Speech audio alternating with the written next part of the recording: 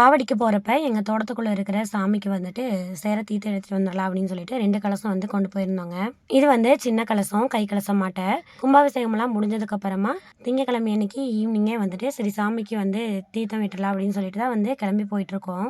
நம்ம எந்த சாமி கும்பிட்டோம் அப்படின்னாலும் நம்ம தோட்டத்துக்குள்ளே இருக்கிற சாமியுமே வந்து நம்ம நல்லா கும்பிடணும்னு சொல்லுவாங்க.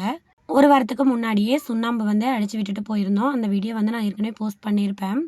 இன்னைக்கு வந்து தீர்த்தம் மட்டும் கொண்டு போய் விட்டுலாம் அப்படின்னு சொல்லிட்டு சுடம்பத்தி எல்லாமே எடுத்துட்டு வந்து சந்தனம் போட்டெல்லாம் வச்சுட்டு அதுக்கப்புறம் சாமிக்கு பூ எல்லாமே வந்து வச்சு விட்டுட்டு இப்போ சாமி கும்பிட ஸ்டார்ட் பண்ணிட்டோங்க. சாமிக்கு பூ போட்டு எல்லாமே வந்து வச்சு விட்டுட்டு கலசம் வந்து அவுக்கறக்கு ஸ்டார்ட் பண்ணிட்டோங்க.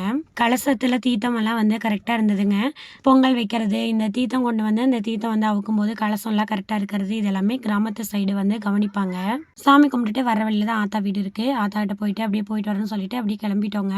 ஒரு பப்பாளி பழத்துல ஆத்தா பாதி வச்சுட்டு எங்களுக்கு பாதி கொடுத்து விட்டாங்கன்னு சொல்லிட்டு அதையுமே வாங்கிட்டு வீட்டுக்கு கிளம்பியாச்சுங்க.